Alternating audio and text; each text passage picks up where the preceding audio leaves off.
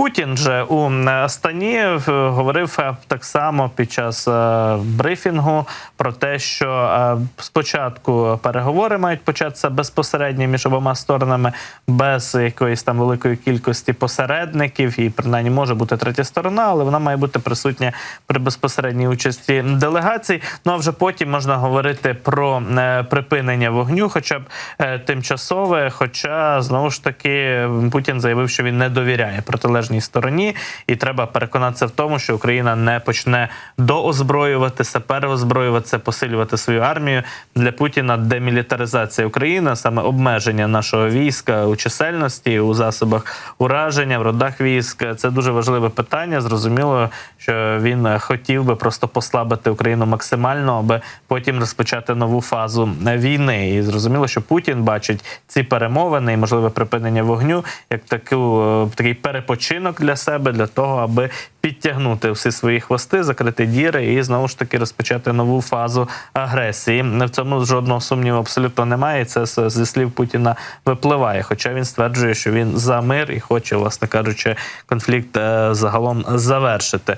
Ну і стосовно, власне, плану Дональда Трампа, Володимир Путін так само коментував своє бачення, свою позицію. От кремлівський диктатор заявив, що загалом чув про пропозицію Трампа, не знає деталей, не знає, як Трамп збирається втілювати свою ідею, свою думку, але впевнений Путін, що Трамп ставиться до свого наміру надзвичайно серйозно. Можемо послухати пряму мову от стосовно цього питання.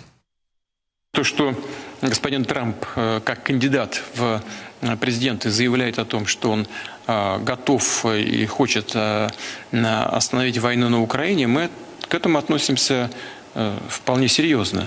Я не знаком, разумеется, с его возможными предложениями по поводу того, как он собирается это сделать. И это, конечно, ключевой вопрос. Но я не сомневаюсь, что он говорит это искренне, и мы это поддерживаем. Фактично бачимо підтримку навіть свою висловив наміру Трампа втрутитися в ситуацію, скажімо так, і намагатися її врегулювати. Бачимо, що Путін загалом, в принципі, розглядає вже Трампа як потенційно фаворита на виборах, як того, хто може перемогти Джозефа Байдена. На тлі останніх новин зі Сполучених Штатів це цілком зрозуміло. У Байдена зараз не найкращі часи і слабка доволі таки позиція. Питання, чи він взагалі залишиться єдиним кандидатом і висунутим буде від демократичної партії на цих виборах. Ну, в той же час Володимир Зеленський якраз у коментарі в інтерв'ю великому Блумбергу так само пояснював свою позицію стосовно ініціатив Трампа владнати ситуацію, врегулювати її, довести її до хоча б тимчасового перемир'я, але Трамп заявляє, що він взагалі війну раз і назавжди готовий буде зупинити, і то зробити це блискавично. Президент Зеленський заявив, що він готовий зустрітися з Дональдом Трампом навіть ще до його обрання на посаду, а це важлива заява, тому що фактично не прийнято зустрічатися з кандидатами до виборів і в такий спосіб висловлювати їм підтримку, показувати підтримку одного з кандидатів, якщо він ще на цих виборах не переміг. Одна справа зустрічатися із чинним президентом, главою держави, зокрема Сполучених Штатів, інша з його конкурентом. Однак тут прозвучала якраз позиція Володимира Зеленського, що він готовий як найближчим часом із Трампом зустрітися.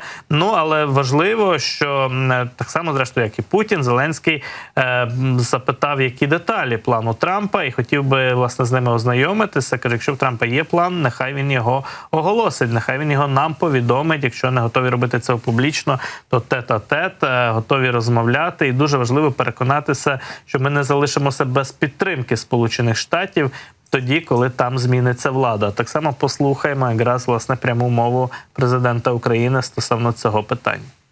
Якщо Трамп знає, як закінчити війну, то скажіть нам сьогодні.